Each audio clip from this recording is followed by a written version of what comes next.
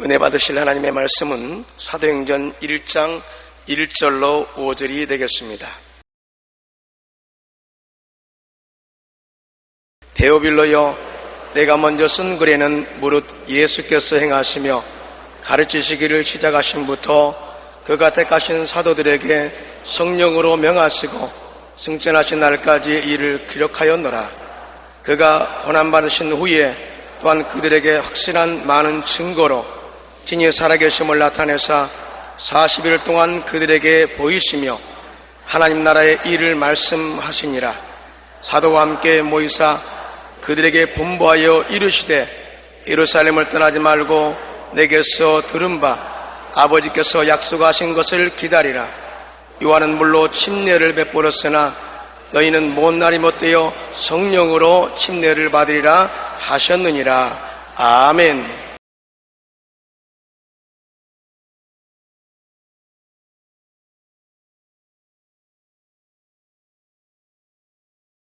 오늘 저는 여러분과 함께 부활하신 예수님이란 제목으로 말씀을 나누겠습니다.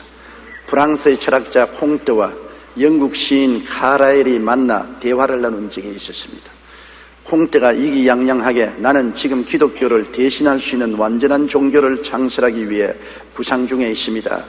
그 새로운 종교는 완벽하고 분명한 종교가 될 것입니다 라고 말했습니다. 이 말을 들은 카라엘은 새로운 종교를 만든다니 참으로 좋은 일입니다. 그러나 그 전에 당신이 꼭 해야 할 일이 있습니다. 그것은 당신도 예수님처럼 죽었다가 3일 만에 다시 살아나야 하는 것입니다. 그래야만 당신이 만들려는 종교가 생명 있는 종교가 될 수 있습니다. 그렇게 말했습니다. 예수님은 십자가 고난 이후 무덤에 계시다가 3일 만에 부활하사 40일 동안 확실한 증거로 살아계심을 제자들에게 친히 보이셨습니다. 십자가 후 질이 멸렬하던 제자들이 부활하신 예수님을 만나고 다시 모여 그들은 기도하기 시작했습니다. 제자들에게 부활하셔 나타나신 사건이 대략 이러합니다. 첫째로 제자들에게 나타나신 예수님은 부활한 첫날에 처음 막달라 마리아에게 나타나셨습니다. 여자들이 향품을 가지고 예수 그리스도의 시체에 바르기 위해서 그리스도가 장사 지낸 산 언덕을 올라가고 있었습니다. 이른 아침 햇빛이 비추이고 아직 안개가 걷어지지 않은 뿌연 안개 속에 걸어가면서 그들은 걱정을 했어요. 누가 무덤 물은 막아놓은 돌을 옮겨줄 수 있을까? 로마 군인들이 과연 우리가 그리스도의 시체에 향품을 뿌릴 수 있도록 허락해 줄까? 그런데 갑자기 그들이 무덤에 가까이 오는데 큰 지진이 나고 하늘에서 빛이 비치더니 태양과 같이 빛난 천사가 와서 무덤의 돌을 옮겨놓고 그 위에 앉아있는데 수비하는 군인들은 혼비백산에서 사색이 되어 다 뿔뿔 기어 도망을 쳐버리고 말았습니다. 제자들이 떨면서 서 있는데 천사가 말이 너가 십자가에 못 박인 예수를 찾는구나.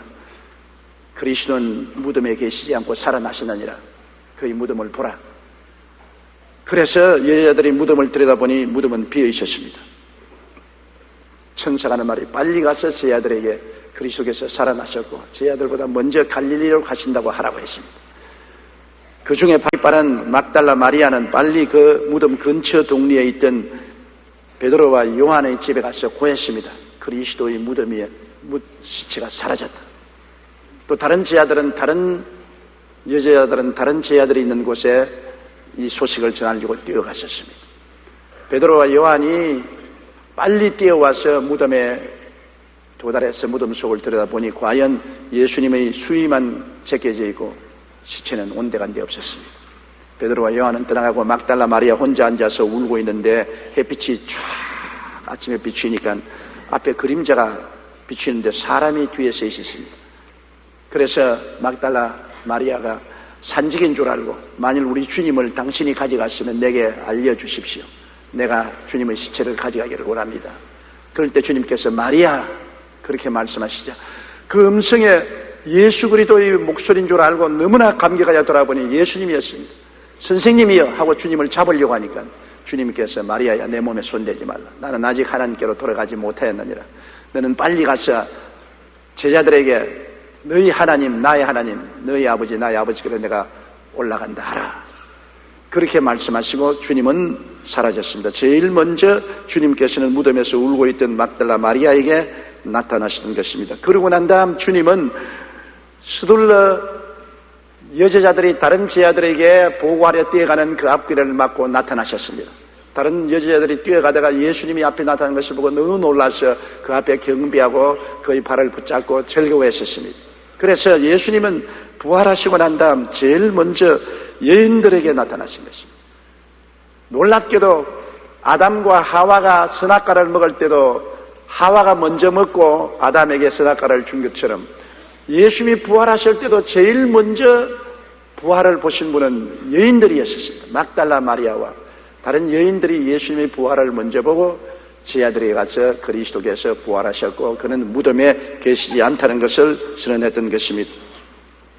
그 다음 예수님께서는 좌절하고 낙심하고 절망에 처해 베드로에게 나타나셨습니다. 베드로는 예수님을 세 번이나 부인한 거로 완전히 자책감에 짓눌려서 살 희망조차 잃어버리고 있었습니다. 그런데 예수님 부활하셔서 베드로에게 나타나신 것은 얼마나 큰 자비와 긍휼인 것입니까? 우리가 인간적으로 생각하면 야 너가 내 수제자로서 나를 세 번이나 모른다고 저주하고 맹세하여 부인할 수 있느냐, 그럴 수가 있느냐, 그렇게 말씀하실 예수님이신데 주님은 좌절하고 상처 입은 제자를 찾아가셔서 부활하신 모습으로 격려하고 위로하여 주었습니다. 그리고 난 다음 두 제자가 낙심해서 이제 고향으로 내려가자고 엠마오로 내려가는데 대낮쯤 예수님께서 함께 그 일행에 참여하셔서 같이 걸어가는데 제자들이 너무나 낙심해 있었습니다. 예수님이 너희들이 왜 그렇게 낙심했느냐? 당신은 예루살렘에 있으면서 오늘 일어난 일을 모릅니까? 위대한 선지자요 우리를 구원하실 줄 알았던 예수께서 억울하게 누명을 덮어쓰고 십자가에 못 박여 죽으신 것을 모릅니까? 우리 중에 예자들이 무덤에 갔다가 시체를 발견하지 못하고 부활했단 말은 있지만은 그러나 우리는 너무나 낙심하고 절망했습니다. 그자 그분은 성경을 인용해서 구약 성경의 모세와 시편을 들어서 어찌 예수님이 죽으셨다가 부활하실 것을 믿지 않았냐고 꾸짖었습니다. 그 말을 들을 때 그들 마음이 이상하게 뜨거워졌습니다. 날이 기울어지자 그들이 여관에 들어가서 먹고 가자고 강요해서 이분과 같이 여관에 들어가서 식탁에 앉아 떡을 뗐는데 이분이 떡을 떼고 축사하는데 눈이 뜨이자 보니까 바로 예수님이었습니다. 예수님인 줄 알아보자 말자 예수님은 공기 속에 사라져버리고 말았습니다. 이 두 제자가 너무나 놀라서 그 길로 예루살렘으로 뛰어오니까 10 제자들이 모여있는데 10 제자들이 하는 말이 예수님이 정말 부활하셨고 베드로에게 나타나셨다고 흥분해서 야단입니다. 그러니까 이 두 제자가 우리도 길을 가다가 엠마오에서 주막집에서 예수님을 만났다고 해서 모두 다 감격을 했습니다. 그런데 늦게야 찾아온 도마가 그들에게 예수님이 나 없을 동안에 이 자리에 나타났다고. 왜냐하면 10 제자가 모였고 엠마오로 간 2 제자가 와서 그것을 보고할 동안에 예수님이 그 가운데 나타나셨거든요. 예수님이 오사 가운데 서서 이르시되 너희에게 평강이 있을지어다 이 말씀을 하시고 손과 옆구리를 보이시니 제자들이 주를 보고 기뻐했습니다.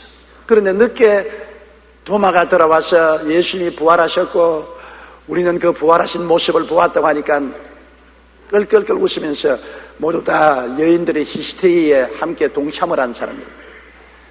여자들은 혹 히스테리에 걸려서 예수님이 부활했다고 야단법석을 하려는지 모르겠지만 당신들이 어떻게 그렇게 하느냐?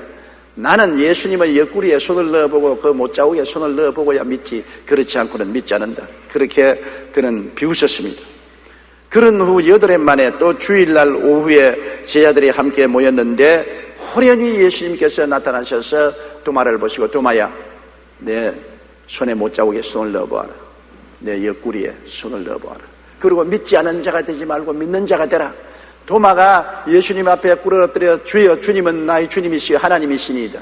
그때 예수님께서 하신 말씀이 내가 나를 본고로 믿느냐 보지 않고 믿는 자가 더 복이 있나니라. 그래서 예수님은 11 제자에게 모두 다 살아계신 것을 뚜렷이 나타내시고 난 다음 내가 너를 갈릴리에서 만나겠다고 하셨습니다. 그래서 제자들은 모두 다 갈릴리로 내려가셨습니다. 그런데 하루는 7 제자들이 모여서 있는데 예수님이 동해 번쩍 서해 번쩍 하시기 때문에 언제 어느 곳에서 나타날지 모르므로 그냥 앉아서 기다릴 수만 없었습니다. 베드로가 하는 말이 나는 고기 잡으러 간다. 그러니까 7 제자들이 따라서 우리도 간다 함께 나가서 옛날 배를 끌어내고 그물을 다시 먼지를 틀어서 그들은 갈릴리 바다에 그물을 던졌습니다. 밤이 맞도록 그물을 던졌으나 한 마리도 잡지 못했습니다. 새벽녘이 되니까 안개가 뿌옇게 껴 있는데 해변가에서 어떤 분이 있어서 얘들아 고기가 있느냐? 아니요, 한 마리도 없습니다. 배 오른편에 그물을 던져보라. 고기를 잡을 것이다. 그래서 오른편에 그물을 던지니까 너무 고기가 많이 애워져서 그물이 찢어질 것이죠. 그때 요한이 하는 말이 베드로 보고 주님이시다. 베드로는 그곳으로 걸쳐있고 물속에 뛰어들어가서 헤엄을 치기 시작했습니다. 제 아들은 그 그물을 끌고 해변가에 나와서 보니 예수님이 이미 숯불을 피워놓으시고 떡을 구워놓으시고 고기를 구워놓고 제 아들을 기다리십니다. 제 아들에게 떡을 주시고 고기를 주시고 그 다음 그 자리에서 베드로에게 3번 부인했으니 3번 시인하게 했습니다. 베드로야, 내가 이 모든 사람들보다 나를 더 사랑하느냐? 3번 물으시고 3번 베드로로 하여금 내가 주를 사랑한다는 긍정을 하게 하시고 상처 입은 그 마음을 완전히 고쳐주시고 다시 제자로서의 본직을 감당할 수 있도록 만들어 주셨습니다. 그 다음에 주님께서 또다시 갈릴리의 어느 산에서 11 제자를 다 불러 모아 넣으시고 주님께서 말씀하셨습니다. 예수께서 나와 말씀하여 이르시되 하늘과 땅의 모든 권세를 내게 주셨으니 그러므로 너희는 가서 모든 족속을 제자로 삼아 아버지와 아들과 성령의 이름으로 침례를 베풀고 내가 너희에게 분부한 모든 것을 가르쳐 지키게 하라. 그렇게 말씀하셨습니다. 그러고 난 다음에 주님께서 다시 베다니에서 제자들을 만날 것을 종용하시고 주님을 사랑하는 모든 사람들을 불러 모으도록 하셨습니다. 제자들은 열심히 예수님으로 말미암아 병 나은 사람들에게 연락도 하고 죄사함 받은 사람에게도 연락도 하고 그래서 예수님이 베다니에서 만날 때 약 500명의 성도들이 모였습니다. 구름대같이 모였는데 예수님이 그들 앞에 나타나셔서 그들을 인도하시고 난 다음 그들 보는 앞에서 하늘로 올라가셨습니다. 성경 마태복음 16장 19절에 주 예수께서 말씀을 마치신 후에 하늘로 올리우치사 하나님 우편에 앉으시니라고 했고 누가복음 24장 50절로 51절에 예수께서 그들을 데리 베다니 앞까지 나가서 손을 들어 그들에게 축복하시더니 축복하실 때 그들을 떠나 하늘로 올려지시니라고 말씀하고 있는 것입니다. 이래서 예수님께서는 고난받으신 후에 40일 동안 그들에게 보이시며 하나님 나라를 확실하게 증거하시고 주님이 사망 권세이고 부활하신 모습을 뚜렷이 드러내신 것입니다. 사도행전 1장 9절에 보면 이 말씀을 마치시고 그들이 보는 데서 올려져 가시니 구름이 그를 가리워 보이지 않게 하시더라. 그래서 예수 그리스도를 3년 반 동안 따라다니다가 십자가에 돌아가시는 것을 보고 질이 멸렬하여 뿔뿔이 헤어지고 전적으로 좌절하고 낙심한 제자들이 예수님이 40일 동안 동해 번쩍 서해 번쩍 하시면서 나타나시고 그들에게 격려하시고 다시 용기와 힘을 주셔서 예수님이 승천하시고 난 이후에 마가 요한의 다락방에 가서 열흘 동안 합심하여 기도하다가 오순절날에 성령 강림을 받고 성령의 침례를 받고 완전히 변화되어 온 천하에 다니며 만물에게 복음을 전가하고 그 역사가 지금까지 이르게 된 것입니다. 둘째로 사람들은 오늘날 묻습니다. 왜 우리에게는 나타나지 않으십니까? 왜 초대 제자들에게는 주님께서 그렇게 수없이 나타나셔서 살아계신 증거를 또렷이 보여주는데 우리에게도 좀 그렇게 해주시면 좋겠는데 우리에게는 왜 나타나시 아니하시는가? 그런 질문을 하는 사람들이 많습니다. 왜 우리에게는 오늘날 살아계신 모습으로 나타나지 아니할까요? 그것은 예수님은 이미 이제는 성령을 통하여 우리에게 나타나신 것이 아니라 우리 속에 와서 계시기 때문인 것입니다. 옛날에는 아직 성령이 오시지 아니하셨으므로 예수님이 동해 번쩍 서해 번쩍하고 나타나셨지만은 이제는 예수님이 성령을 통하여 우리 가운데 와서 우리 속에 임재하여 계신 것입니다. 주님께서 친히 말씀하기를 내가 가는 것이 너에게 유익이라 내가 가지 아니하면 성령이 오게 하지 않을 것이요 내가 가면 그를 보내시리라고 말씀한 것입니다. 요한복음 14장 16절로 20절에 내가 아버지께 구하겠으니 그가 또 다른 보혜사를 너에게 주사 영원토록 너희와 함께 있게 하시리니 그는 진리의 영이라 세상은 능히 그를 받지도 못하나니 이는 그를 보지도 못하고 알지도 못함이라. 그러나 너희는 그를 아나니 그는 너희와 함께 거하시며 또 너희 속에 계시겠습니다. 내가 너희를 고아와 같이 버려두지 아니하고 너희에게로 오리라. 조금 있으면 세상은 다시 나를 보지 못할 것이로되 너희는 나를 보리니 이는 내가 살아있고 너희도 살아있겠습니다. 그날에는 내가 아버지 안에 너희가 내 안에 내가 너희 안에 있는 것을 너희가 알리라. 성령이 바로 예수님의 영이신 것입니다. 죽었다가 부활하신 예수님의 영이 우리와 함께 거하시고 우리 가운데 계심으로 성령을 통하여 그날에는 내가 아버지 안에 너희가 내 안에 내가 너희 안에 있는 것을 너희가 알리라고 말한 것입니다. 그렇기 때문에 예수님이 우리 눈앞에 환상 가운데 나타났다 사라졌다 하시는 것이 아니라 성령으로 우리 속에 와서 계심으로 나타날 필요가 없는 것입니다. 오늘날 예수님은 이 자리에 계시고 우리 안에 계신 것입니다. 우리와 함께 계신 것입니다.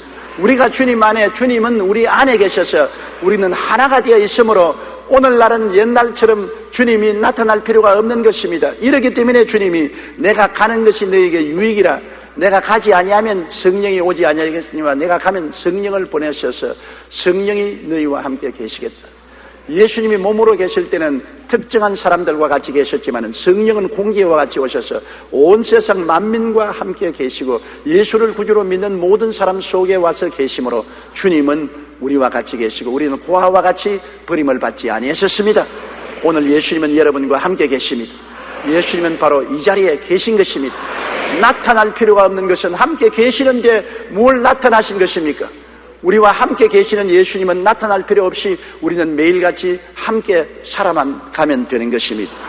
그 다음 예수님이 또 나타날 필요가 없는 것은 완성된 성경을 통하여 우리에게 오시기 때문인 것입니다. 예수님이 계실 동안에는 아직 신약 성경이 완성되지 않았습니다. 그러나 예수님은 성령을 통하여 말씀을 주셔서 신약 성경을 완성했습니다. 왜 성경이 중요하냐? 성경은 바로 예수님이 진 것입니다. 말씀이 육신이 되어 우리 가운데 거하신 분이 바로 예수님인 것입니다. 예수님은 바로 하나님 말씀이요, 그 하나님 말씀이 제자들을 통해서 이루어진 것이 신약 성경인 것입니다. 우리가 신약 성경의 말씀을 가지고 있다는 것은 예수님의 말씀을 모시고 있다는 것입니다. 말씀이 즉 예수님이신 것입니다. 말씀을 읽으면 예수님을 읽은 것이요, 말씀을 모시면 예수님을 모신 것이요, 말씀을 깨달을 때 예수님이 계신 것을 깨닫게 되는 것입니다. 말씀과 예수님은 하나인 것입니다.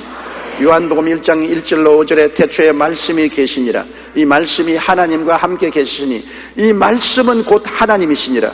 그가 태초에 하나님과 함께 계셨고 만물이 그로 말미암아 지은 바 되었으니 지은 것이 하나도 그가 없이는 된 것이 없느니라. 그 안에 생명이 있으니 이 생명은 사람들의 빛이라. 빛이 어두움에 비치며 어두움에 깨닫지 못하더라. 요한복음 1장 14절에 말씀이 육신이 되어 우리 가운데 거하시며 우리가 그의 영광을 보니 아버지의 독생자의 영광이요 은혜와 진리가 충만하더라고 말씀하셨습니다. 내가 너희에게 이런 말은 영이요 생명이라고 말했으며 너희가 내 말에 거하면 참으로 내 제자가 되고 진리를 알지니 진리가 너희를 자유롭게 하려고 말씀한 것입니다. 말씀이 없을 때는 우리가 육신으로 나타나신 예수님을 사모하지만은 이제는 예수님이 말씀을 옷 입고 우리와 같이 계신 것입니다. 오늘 이 성경 안에 예수님이 계신 것입니다. 이 말씀 안에 계셔요. 그러므로 우리가 말씀을 읽고 말씀을 묵상하고 말씀을 들을 때 예수님과 함께 거하는 것입니다. 말씀을 떠나서 예수님은 거하지 아니하시는 것입니다. 말씀이 옷 입고 오신 분이 바로 예수님인 것인데 그 말씀을 주님께서 우리에게 주셨으니 그 말씀을 통하여 우리는 예수님과 함께 삶으로 환상 가운데 예수님이 동에 번쩍 등에 번쩍 서에 번쩍할 필요가 없습니다. 언제나 예수님을 만날 필요가 있으면 성경을 펼치면 성경 안에서 예수님을 만나는 것입니다. 모든 말씀은 다 예수님의 말씀인 것입니다. 예수님이 말씀하신 것이 기록된 것이 성경인 것입니다. 그렇기 때문에 성경을 가진 사람은 예수님을 모신 사람인 것입니다. 성경을 가진 개인도 예수님과 함께 사는 사람이고 성경을 받아들인 나라는 예수님이 함께한 나라가 되는 것입니다. 그렇기 때문에 오늘 역사를 통해서 말씀을 받아들인 개인마다 하나님의 축복을 받고 말씀을 받아들인 나라마다 머리가 되고 꼬리가 되지 않았습니다. 말씀을 버린 사람마다 예수님을 버린 사람이 되고 말씀을 대적하는 나라마다 망하고 마는 것입니다. 말씀이 즉 예수님인 것입니다. 하나님의 말씀을 경외하고 사랑하고 받아들이면 바로 예수님을 경외하고 사랑하고 받아들이는 것이 되는 것입니다. 오늘 말씀 가운데 예수님이 계심으로 예수님을 다른 곳에서 우리가 찾아서는 안 되는 것입니다. 영국 런던에 에드워드 모트라는 사람이 있었습니다. 그는 의지할 곳이라고는 아무데도 없는 처지로 어렸을 때부터 가구 공장에 들어가서 직공으로 일을 했습니다. 그리고 외로운 마음을 달래기 위해 런던 거리를 이리저리 쏘다녔습니다. 그러던 어느 날 모트는 무심코 한 교회에 들어갔습니다. 마침 목사님이 설교를 하시는데 말씀이 그 심령에 확 다가오면서 말씀 속에 계신 예수님을 만나게 되는 것입니다. 그는 환상을 본 것이 아닙니다. 말씀을 통해서 예수님이 그 마음속에 들어와서 예수님을 만나게 되었습니다. 그는 그 말씀을 통해서 크게 변화를 받고 그날부터 예수님이 함께 계신 것을 느끼고 마음속에 허무와 무의미와 공허를 다 극복하고 가치 있고 영광스러운 삶을 살고 뜨겁게 열정적으로 기도하며 주님과 함께 가구공장에서 일을 하다가 점점 축복을 받아서 나중에 가구공장 사장이 된 것입니다. 그리고 사업도 크게 확장되어 큰 부자가 되었습니다. 그는 날이 갈수록 하나님이 베풀어 주신 은혜와 사랑에 너무 감사하여 뜨거운 감격으로서 시를 지었습니다. 찬송가 539장이 바로 그 시인 것입니다. 보잘것없는 일개 가구공장의 직공이 교회에 가서 말씀을 통하여 살아계신 예수님을 만나고 그 예수님과 함께 삶으로 대승을 하고 난 다음 그는 이 시를 지어서 이 찬송을 부르게 만들어준 것입니다. 굳건한 반석에 있으니 그 위에 내가 서리라. 그 위에 내가 서리라. 오늘날 꿈에 예수를 만나야 되겠다. 혹은 환상 속에 예수를 만나야 되겠다. 그렇게 방황하는 것은 어리석은 것입니다. 바로 예수님이 말씀 속에 있고 말씀을 통하여 예수님을 만나면 오늘날 또 그리스도는 살아계셔서 말씀을 통해서 우리 가운데 역사하게 되는 것입니다. 요한복음 1장 14절에 말씀이 육신이 되어 우리 가운데 거하시며 우리가 그 영광을 보니 아버지의 독생자의 영광이요 은혜와 진리가 충만하더라고 말씀하고 있습니다. 오늘 예수님은 완성된 성경 즉 말씀을 통해 우리에게 오십니다. 말씀의 반석이 되어 그리스도와 함께 하셔서 우리의 삶을 인도해 주시는 것입니다. 또한 예수님을 환상이나 꿈에 볼 필요가 없는 것은 우리는 성찬을 통하여 우리 안에 계신 예수님을 만날 수 있는 것입니다. 옛날에는 성찬이 없었지 않습니까? 예수님께서는 우리가 매일같이 예수님을 만나고 매 월초마다 예수님을 만나는 의식으로서 성찬을 주었습니다. 주님이 세상을 떠나시기 마지막 성찬 때 제자들을 불러 모시고 떡을 떼어서 이는 내 몸이니 받아 먹어라. 그리고 잔을 기울여서 주시면서 이는 내가 너를 위해 설리는 새 언약의 피니 맞아 마셔라고 말했습니다. 그리고 내가 다시 올 때까지 이를 기념하라. 바로 성찬을 통해서 주님이 날 위하여 죽으시고 날 위하여 장사 지내시고 날 위하여 부활하시고 나와 같이 계신다는 것을 우리에게 보장해 주는 것입니다. 그렇기 때문에 성찬 속에서 우리는 예수님을 만날 수가 있는 것입니다. 성찬은 단지 형식적인 것이 아닙니다. 실제로 예수님의 살을 먹고 피를 마심으로 말미암아 예수님이 날 위하여 십자가에 몸짓고 피 흘려 죽으심으로 율법을 완성하시고 죄를 다 청산하시고 마귀의 정사와 권세를 해체하시고 사망과 지옥을 정복하시고 부활하셔서 우리의 생명이 된 것을 우리에게 보장해 주시는 것입니다. 요한복음 6장 53절로 57절에 예수께서 이르시되 내가 진실로 진실로 너희에게 이르노니 인자의 살을 먹지 아니하고 인자의 피를 마시지 아니하면 너희 속에 생명이 없느니라. 내 살을 먹고 내 피를 마시는 자는 영생을 가지고 마지막 날에 내가 그를 다시 살리리니 내 살은 참된 양식이요 내 피는 참된 음료로다. 내 살을 먹고 내 피를 마시는 자는 내 안에 거하고 나도 그 안에 거하나니 살아계신 아버지께서 나를 보내시며 내가 아버지로 말미암아 사는 것 같이 나를 먹는 그 사람도 나로 말미암아 살리라.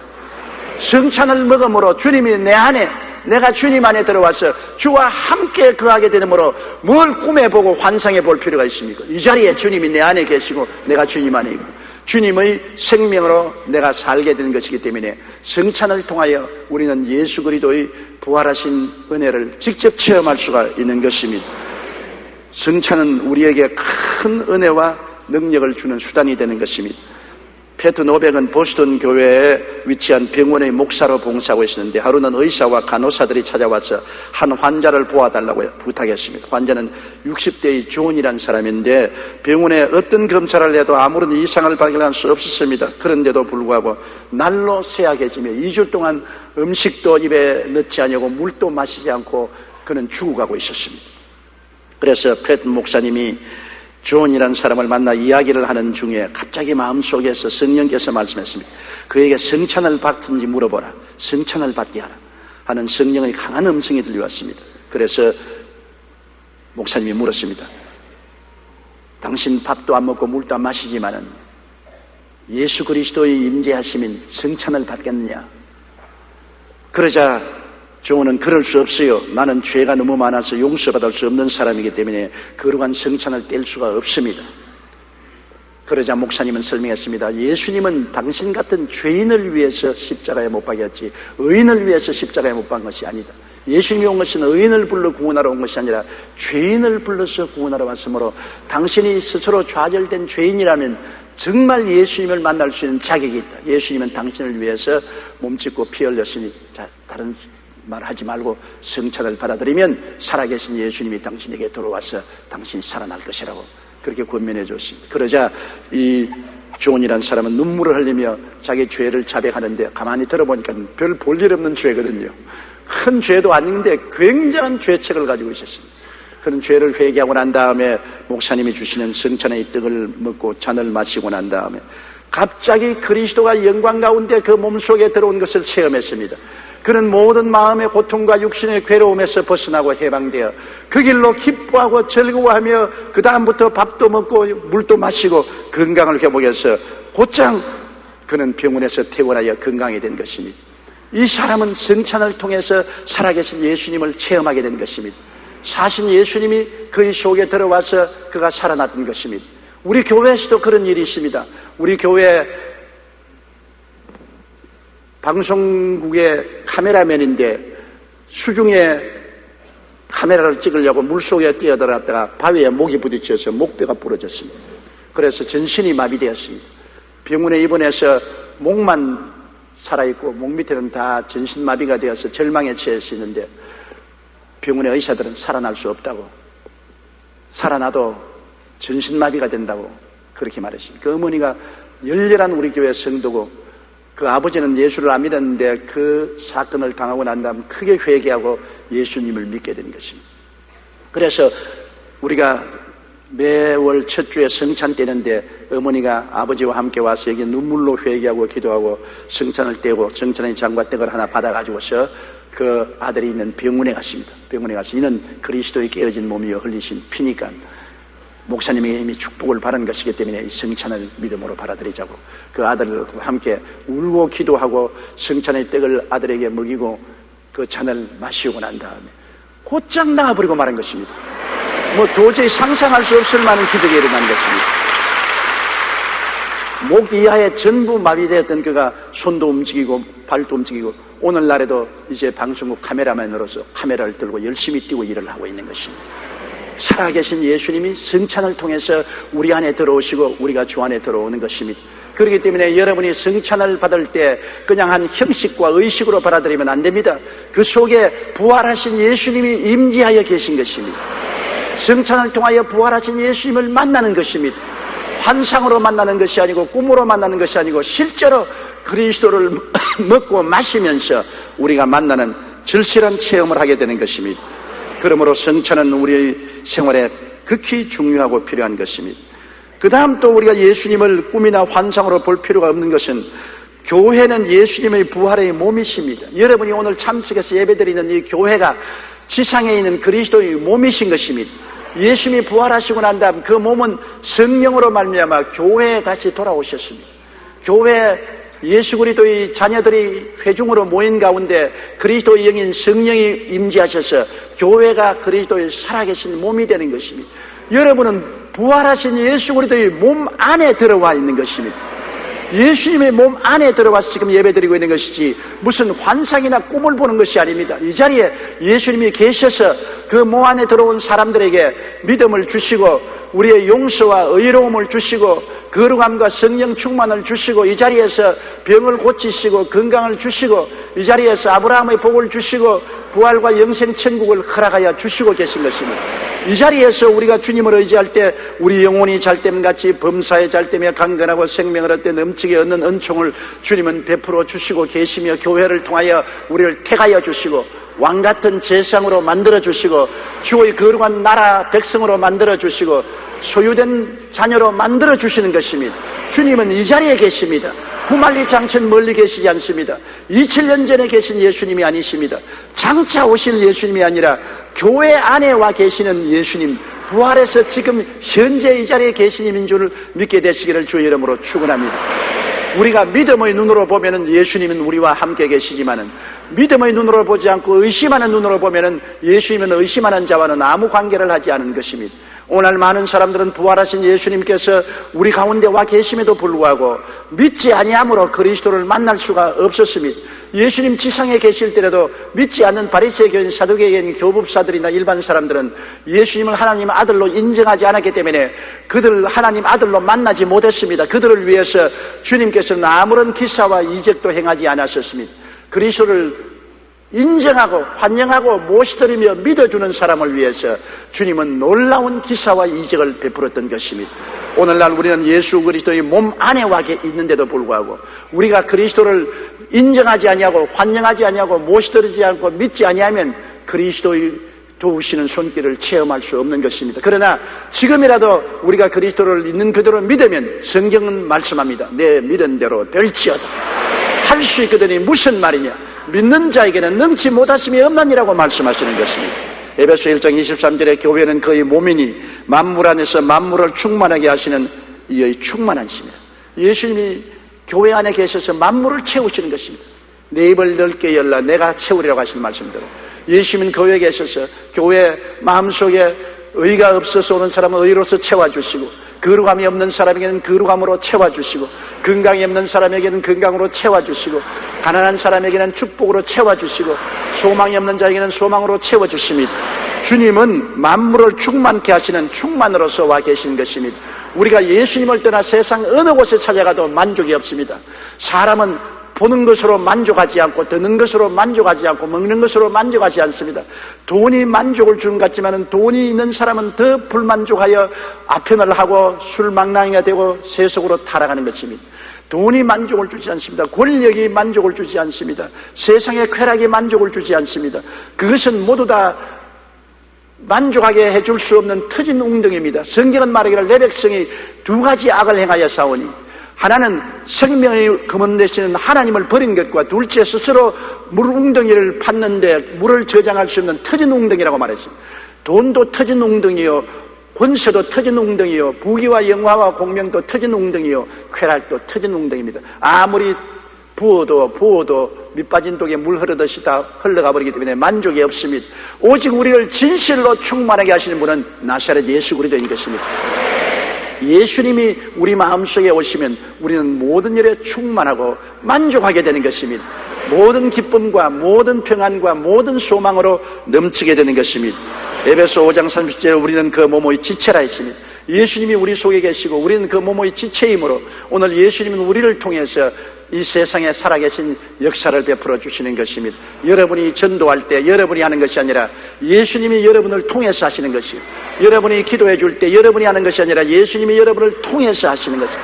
여러분이 병을 고칠 때 여러분이 고치는 것이 아니라 여러분을 통해서 예수님이 고치시는 것입니다. 여러분은 이 교회에 소속한 예수님의 지체가 된 것을 알게 되시기를 주의 이름으로 축복합니다. 골로새 1장 18절에는 그는 몸인 교회의 머리시라 그가 근본이시여 죽은 자들 가운데서 먼저 나신 자니 이는 친히 만물의 어뜸이 되려 하심이라고 말씀하고 있는 것입니다. 오늘 우리는 2000년 전 예수님께서 부활하신 모습으로 제자들에게 나타나신 것보다 더 확실하게 예수님을 모시고 체험하고 있는 것입니다. 제자들조차도 우리를 보고는 부러워할 것입니다. 왜냐하면 우리가 성령을 통해서 예수님이 우리 가운데 와 계시기 때문인 것입니다. 그리스도의 영인 성령이 우리와 함께 계시고 우리 안에 계심으로 확실하게 우리는 예수님의 영과 함께 거하고 있는 것입니다. 그리고 예수님은 말씀을 옷 입고 우리 가운데 와 계심으로 말씀을 받아들일 때 예수님은 우리 가운데 들어오시고 우리와 더불어 먹고 마시면서 생활하고 계신 것입니다. 성찬을 통해서 그리스도의 몸을 먹고 피를 마시고 주님이 우리 안에 우리가 주님 안에 들어가서 일체된 체험을 하고 있는 것입니다. 우리는 몸된 그리스도의 교회에 들어와서 그 몸의 지체가 되어 있으므로 예수님의 성령이 우리 몸을 통해서 흘러 넘쳐나오고 있는 것입니다. 살아계신 그리스도 품 안에 지금 들어와 있는데 뭘 예수님을 꿈으로 보고 환상으로 볼라 필요가 없는 것입니다. 성령과 말씀과 성찬과 교회는 바로 부활하신 예수님이 옷 입고 나타나신 것입니다.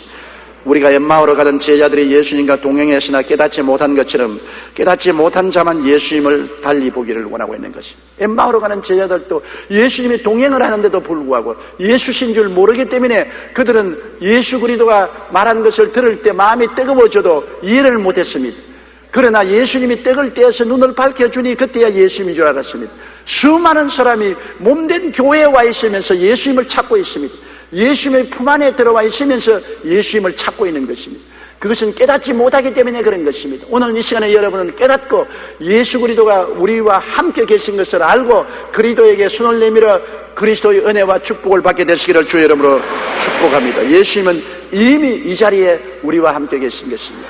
2000년 전 우리의 죄악을 걸머지시고 십자가에 올라가서 우리의 죄 때문에 죽으신 예수님인 것입니다. 여러분과 나를 위해서 몸을 찢고 피를 흘렸어서 모든 율법적인 요구를 다 충족하시고 율법을 폐하시고 모든 죄악을 다 청산해 주시고 죄로 말미암은 마귀의 권세를 주님께서 다 해제시켜 버리시고 사망과 음부를 멸하시고 여러분과 나에게 부활과 영생과 영원한 축복을 허락하신 예수님인 것입니다. 성경은 그렇기 때문에 예수 그리스도는 어제나 오늘이나 영원토록 동일하시다고 말씀한 것입니다.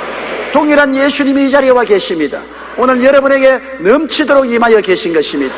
오늘 성령으로 충만하시고 말씀으로 충만하시고 여러분께서 성찬으로 확신을 얻으시고 여러분께서 그리스도의 몸된 교회 안에 계심으로 이제는 외롭지 않고 버림받지 않고 홀로 있지 않다는 것을 알게 되시고 오늘 주님과 함께 나와서 믿음의 기도를 함으로 죄를 벗어버리고 세상을 벗어버리고 병을 다 벗어버리고 저주와 가난을 벗어버리고 사망과 음부를 벗어버리고 영혼이 잘되고 범사에 잘되며 강건하고 생명을 얻되 넘치게 얻어 사셨네 매주 예수 사셨네를 외치면서 승리의 신앙생활하는 여러분 되시기를 주님 이름으로 축원합니다.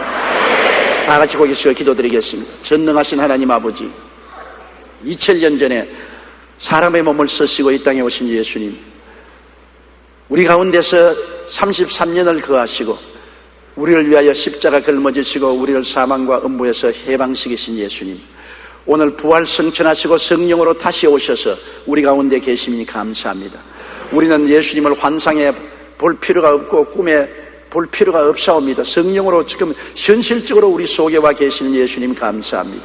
말씀으로 현실적으로 우리 속에 들어와 계시니 감사합니다. 성찬을 통해서 현실적으로 우리가 체험할 수 있으니 감사합니다. 몸된 교회에 우리가 현실적으로 들어와 있으니 감사합니다. 살아계신 예수님, 오늘 모든 성도들에게 그 모든 충만으로 충만케 하여 주옵소서. 예수님 이름으로 기도드립니다. 아멘.